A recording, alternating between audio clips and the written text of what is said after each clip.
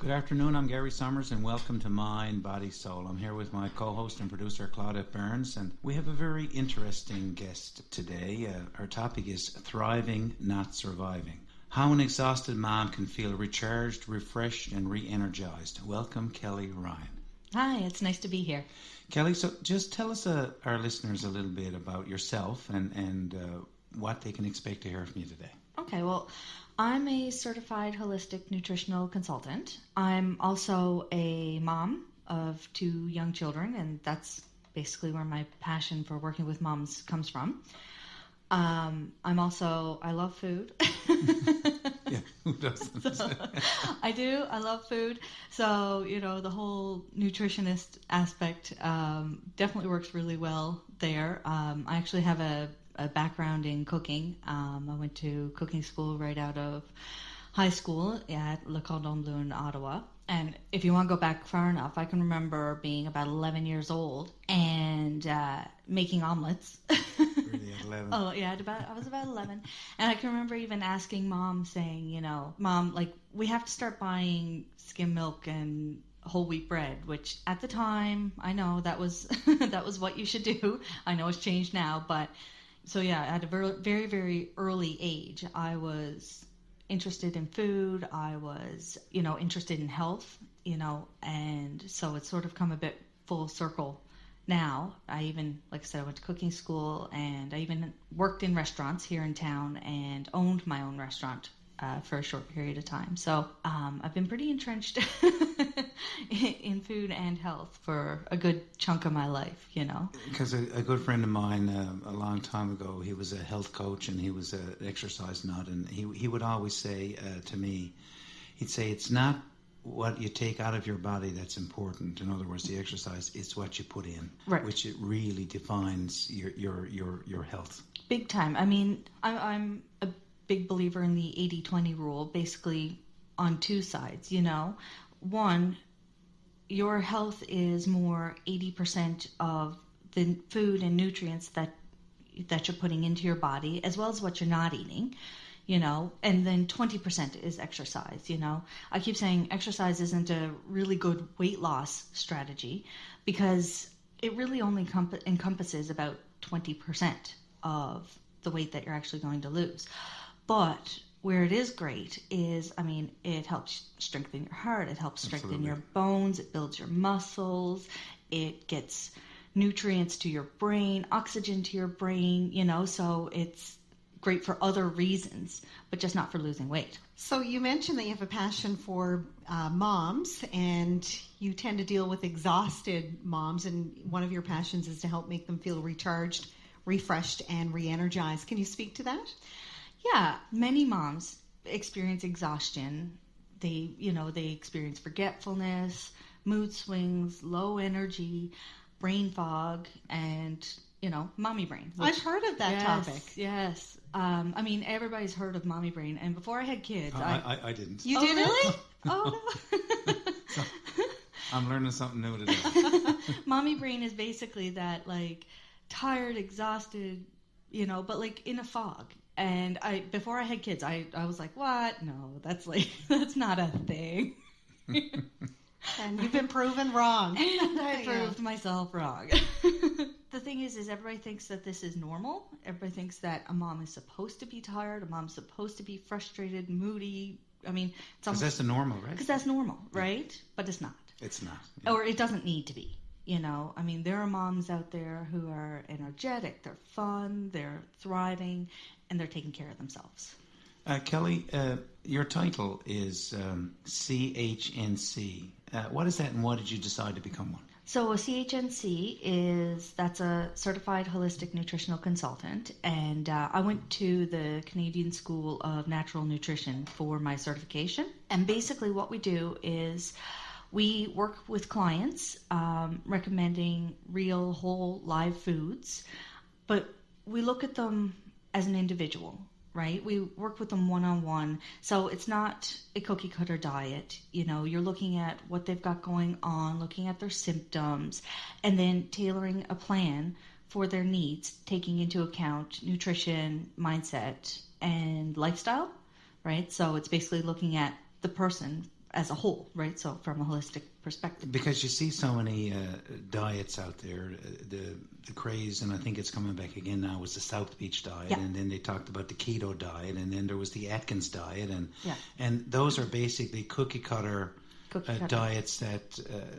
are supposed to apply to everybody, but they don't. No, not at all. I mean, I don't wear the same size shoes that you wear, so why would I eat the same diet that you eat? Even on paper, two people can look exactly the same, but that doesn't mean that they have the same needs. You know, if somebody is, an exhausted mom versus someone who is 70-year-old who has arthritis, I mean, you could have two completely different sets of nutritional needs, mindset needs, lifestyle needs, right? And that's not even including the fact that you've got family history, you know, so a cookie cutter diet may work for somebody. Sure. But, somebody.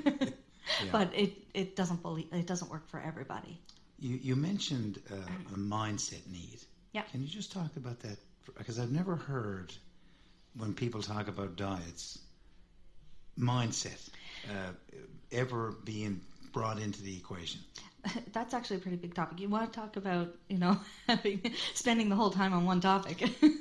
But basically, with mindset, one big thing is a lot of times if you aren't eating the way you should, that a lot of times actually comes back to a mindset piece, you know? Habits, right?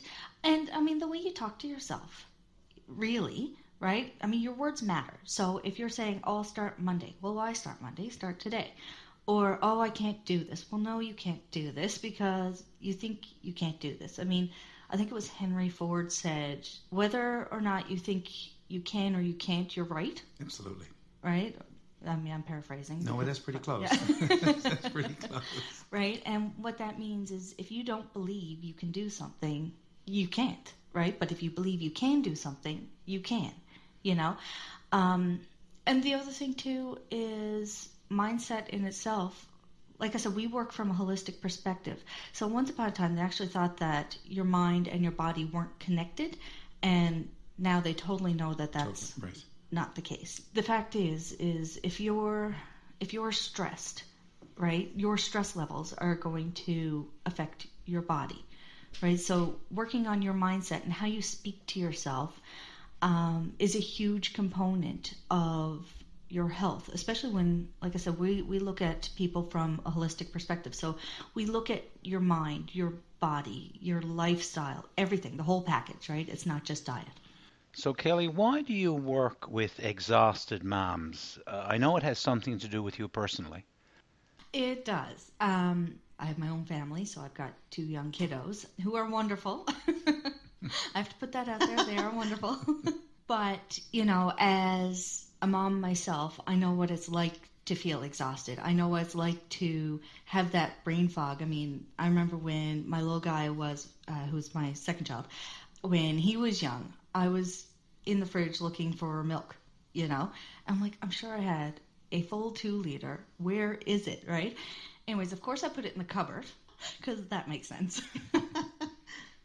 Right? So, I mean, you know, I know what it's like to be tired, forgetful, moody because you're going on X number of hours of sleep. And autopilot, right? And autopilot, yeah. Right? And I've been there, so... You want to help. I want to help other people. Like, I want to help other moms to, you know, not go through that as much as possible, right? Can they go through it a lot less, like with certain strategies, or? Definitely, Okay. you know.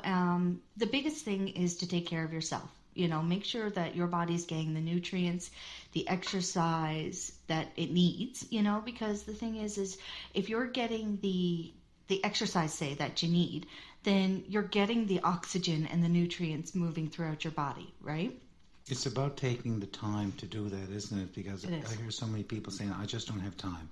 Yeah. I'm too exhausted to do it. And sometimes people just think that that's normal. We talked about I'm a mama. I'm supposed to be tired. Right. And what you're saying is that doesn't have to be that way. It doesn't have to be that way. I guess a really good example that I generally give is, you know, I mean, self-care is extremely important. You know, think of if you're on an airplane, okay, and they're going through the pre-flight announcements and they go through the safety check, right? And what's one of the first things that they say? In case of a decompression, an oxygen mask is going to pop down. And what do? You put on your own mask first, right? So you look after yourself first. So you look after yourself first, and then you help other people who need help. And that's because the reality is if you're unconscious on the floor, you're not helping anyone. So why is it that moms tend to look after everybody else first? Is it guilt? Is it just that basic maternal instinct to want to just be a caregiver, to want to give of yourself and not even think about looking after yourself? What do you see with your clients? I kind of think that it's just sort of what you do. It's your maternal, like you said, your maternal instinct. I mean, I even know for myself, it's like you feel like you have to. You have to take care of everybody else. On top of that, you probably have to work. You have to make sure your kids are fed properly.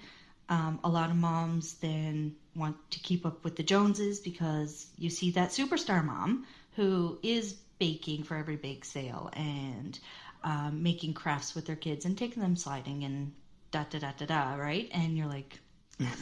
you brought up a good point about keeping up with the Joneses because last week we had Dr. Brenda Kelleher-Floyd on and she talked about that very subject about being imperfect is beautiful. So we don't have to have that image of wanting to be perfect and things like that, right? No, I mean, the reality is trying to be perfect, that in itself is exhaustion. I mean, if you are trying to be too perfect and, you have this ideal image of how your life has to be orchestrated, I mean, that's tiring. I don't know about you, but I don't have that in me. Yeah, no, right? that takes a lot of work. So it's kind of like pick your battles, right? Focus on what's important to you, and that really should be your health and energy, because then you can be the best version of yourself, and be the best mom, be the best you can, right? But it's just, if you're always stressed and you're not taking care of yourself, you really can't take care of anybody else. So what I'm learning from you, Kelly, is that you have to take care of yourself first, and then you can take care of your kids better. But how do you take care of yourself when part of being a mom is the exhaustion? You're so busy with your kids, and you believe it has something to do with nutrition, right? Nutrition's definitely a big part of it, yeah. I mean, there are certain nutrients, such as magnesium, iron, potassium, and some B vitamins that can actually exacerbate sleep problems or fatigue, right? So if you're not getting a good variety of nutrients, you may be missing out on something that might actually be exasperating. So just talk about those nutrients and the foods that exhausted moms could eat so that they are getting those nutrients on a daily basis. Well, a lot of those nutrients are actually found in your leafy green foods, right? We hear that every day. Yeah. And, we need to start paying more attention to that stuff, right? Definitely. I mean, all my clients, I basically tell them to try and eat something green and something orange every day. I guess, Kelly, that doesn't include Kraft Dinner. I know there's no green, but there definitely is orange. But, you get some people who are busy and they'll finish off what's on their kids' plates, and then they run off, busy moms run off and do their next thing. Yeah, and that's very true, And eating like that actually doesn't help your digestion, because you're meant to sit down and enjoy your meal, right? Take the time. I mean, they say it takes, I think, 20 minutes for from when you ate for your brain to get the signal that you're actually full, right? But the thing is if you're up and moving around while you're eating, your stomach juices aren't working properly, right? So the best thing to do is sit down with your family, have a conversation, do not think about all the other stuff that needs to be done, and enjoy your meal, because that's how you're basically getting your best bang for your buck, right? Because, and like you said, that's a good point, because if you take the time, sit down, eat your meal, then the other things that need to be done, you can do them better. You can do them better. And something, the fact is, those dishes are always going to be there. I mean, you're going to do them today, and then tomorrow they're going to be there again, right? So why are you stressing about it? Yeah, I remember Morgan Freeman in a movie said, the nice thing about a mess is you can always clean it up. So yeah, like the thing is making sure that you're getting those orange and green vegetables every day are going to go a long way, Kelly, we talk about fussy eaters, and I was really particular growing up. How can moms or dads make eating a meal more fun for kids? No, not Okay. at all. One of my kids' favorite food is edamame. Really? Yeah, they That's will sit, unusual. like a full bowl. My daughter will sit and shuck edamame. She's 6. My little guy's 3. Now this isn't easy. Okay, there's a lot of days that my son will sit down and he'll look at it and go, I don't like that. For those people who don't know what an edamame is, and I'm one of them, Kelly, can you explain what that is?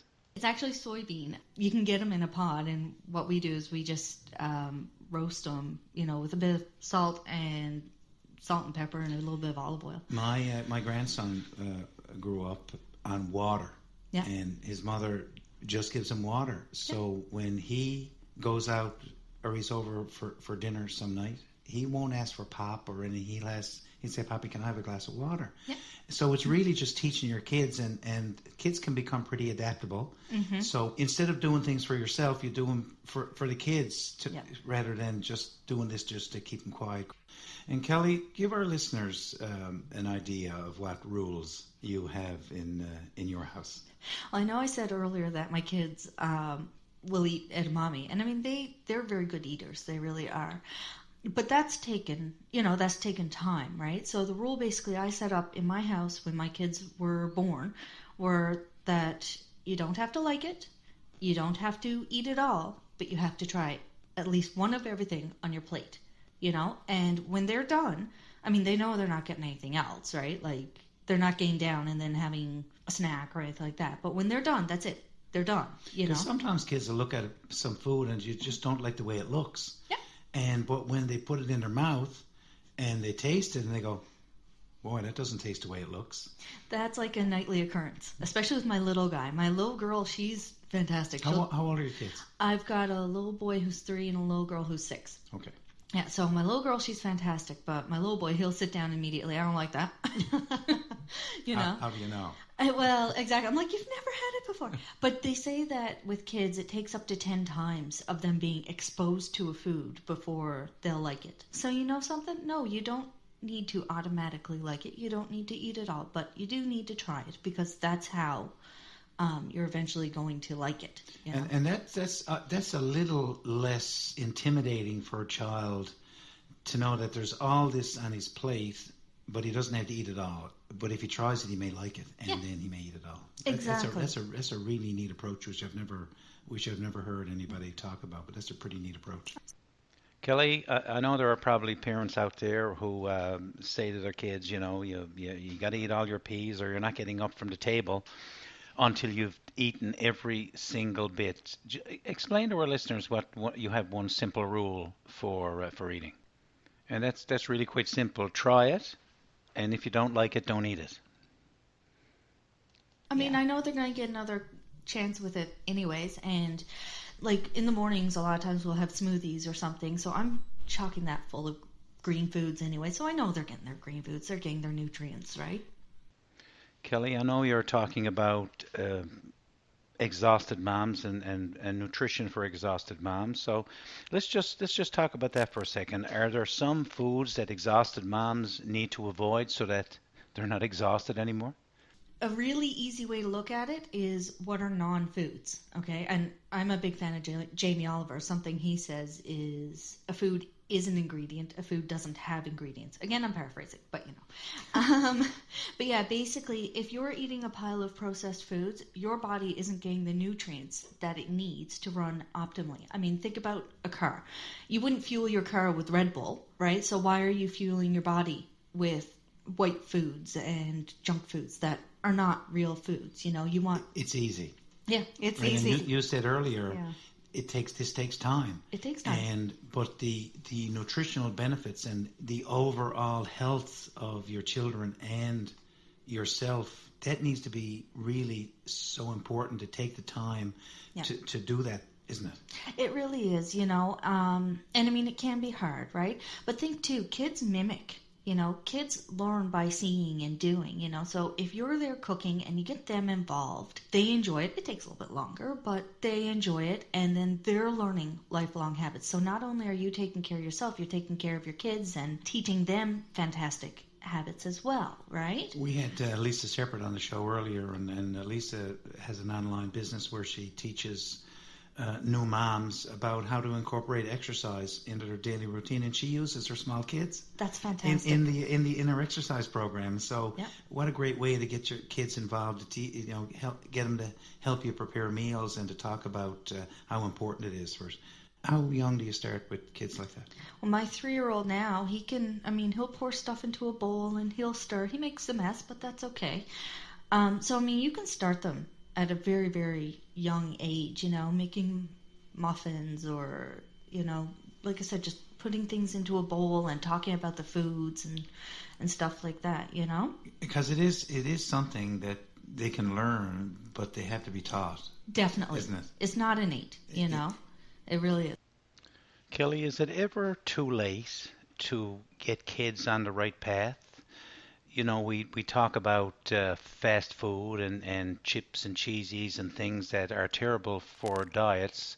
Can you turn kids around, or is it come to a point where it's a lost cause? Never. Okay. And I was thinking more along the lines of processed foods like chicken nuggets. It's so easy to just buy a box of chicken nuggets and pop them in the oven and they're ready.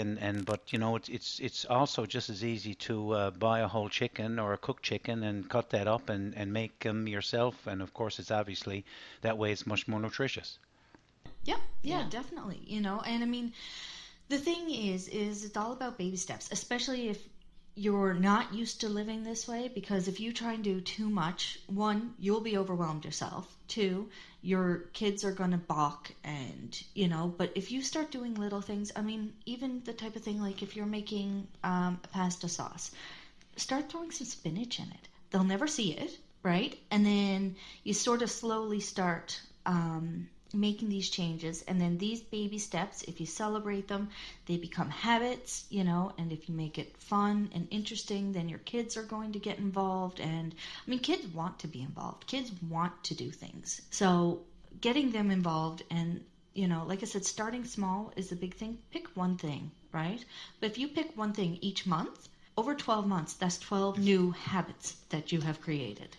You talked about some of the foods that can harm, and we often hear, processed foods, and you mentioned earlier in the show about dairy and wheat. Some people are saying that dairy and wheat are not good. You really need to limit your intake of those foods. Can you talk to that? Yeah, myself, I can't have dairy or wheat. I found out a number of years ago that I have an intolerance to both dairy and wheat. With me, I break out in eczema. I now know within 2 days if I've had any. But the big problem with dairy is, well, for one, it's pasteurized, right? So here, that basically means they're boiling all the everything's good stuff. No nutritional value. No nutritional value.